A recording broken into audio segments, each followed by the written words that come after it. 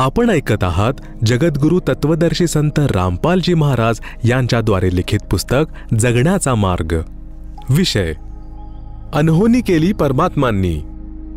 लग्नानंतर 16 वर्षांनंतर अपत्य प्राप्ति। सद्गुरु के दरबार में कमी काहे की नाही। हंसा मौज न पावता तेरी चूक चाकरी माही।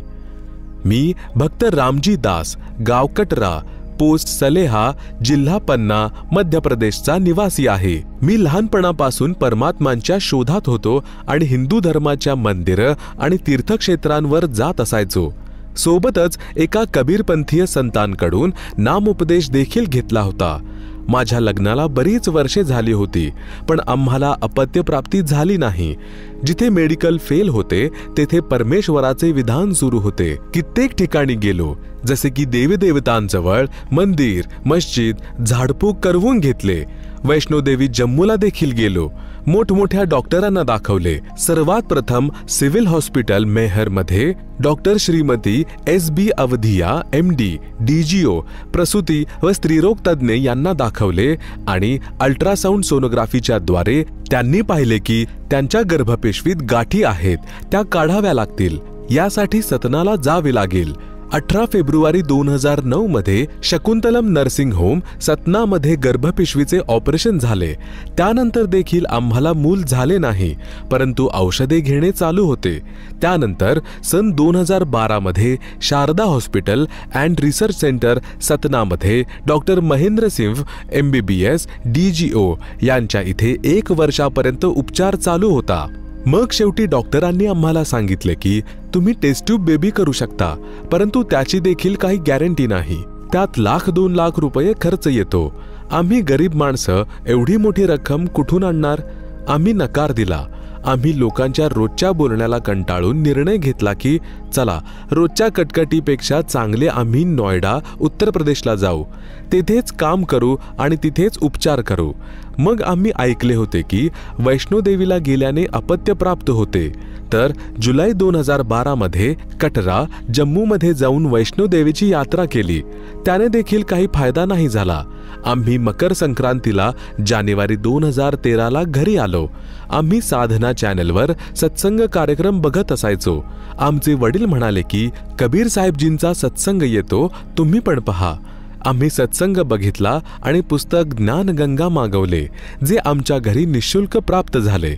वडील म्हणाले की तुम्ही बरवाला आश्रम येथे जा, कदाचित परमात्मा दया करतील।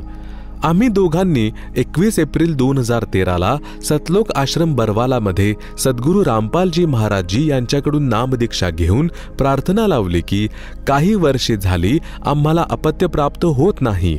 परमात्मा म्हणाले की बेटा, भक्ती करा, परमात्मा दया करतील। या प्रकारे पुढे जाऊन नोव्हेंबर 2014 मध्ये बरवाला कांडची लीला झाली। आम्ही घरी आलो। आम्हाला माहीत झाले होते की हे मानव जीवन कशासाठी मिळाले आहे आणि आम्ही भक्ती करू लागलो होतो। काही दिवसांनी पुन्हा घर परिवार आणि नातेवाईक तेच जुने रडगाणे गाऊ लागले की एक मूल तर झालेच पाहिजे। गावातील लोक तर कधी कधी इथपर्यंत बोलू लागले की यांचे तर तोंड देखील पाहायला नको। एक दिवस भक्तमती म्हणाली की चला औषधे घेऊयात, परमात्मा औषधे घ्यायला मनाई तर करत नाहीत। आम्ही गुरुजींना प्रार्थना लावली की औषधोपचार करू का? गुरुजी म्हणाले की करून घ्या, परमात्मा दया करतील। मग आम्ही doctor Abha Pathak MBBS MS gynaecologist and obstetrician Pathak nursing home Satna मध्ये मार्च 2019ला उपचार सुरू केला। त्यांनी देखील शेवटी सांगितले की आम्ही अशा केसेस घेत नाही, तुमचे तर भगवानच मालिक आहेत। आता मेडिकल आणि सायन्स दोन्ही फेल झाले होते। डॉक्टर मॅडमने असे सांगितल्यावर आम्ही निर्णय घेतला की आता आम्ही कोठेही औषधोपचार नाही घेणार। जे करतील ते सर्व बंदी छोड सद्गुरु रामपालजी महाराजच करतील। मग सप्टेंबर 2020 मध्ये परमेश्वराने आपल्या कोट्यातून एक भक्त आत्मा आम्हाला अपत्य रूपात दिले, जे आमच्या भाग्यात नव्हते, ते परमेश्वराने दिले। इथपर्यंत की आमची भक्तमती घरातून बाहेर निघाली तरी लोक बोलत असत की ही वांज आहे, हिचे तोंड नको पाहायला। परमेश्वराने त्यांना देखील दाखवून दिले। त्यानंतर तर परमेश्वर क्षणोक्षणी आमच्या सोबत चमत्कार करतात। एका वेळेची गोष्ट आहे, मी आणि भक्तमती मोटरसायकलवरून कुठे जात होतो। अचानक आमचा ॲक्सिडेंट झाला. भक्तमतीचे डोके फुटले, तोंडातून फेस निघू लागला, जणू मृत्यू झाला आहे. हॉस्पिटलमध्ये डॉक्टरांना दाखवले तर त्यांनी सांगितले की ही बेशुद्ध झाली आहे आणि डोक्याला जखम झाली आहे. जर यांना शुद्ध आली नाही तर या कोमात देखील जाऊ शकतात.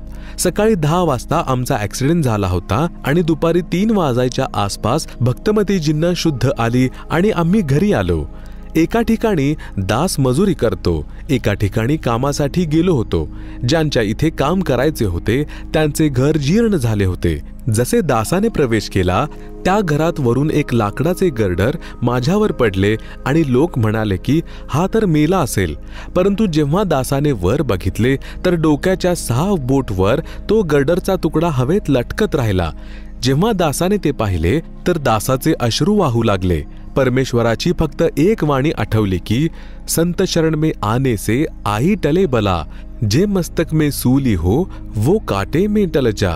सतसाहेब, आपला दास, रामजी कोरी, गाव कटरा, जिल्हा पन्ना, मध्य प्रदेश.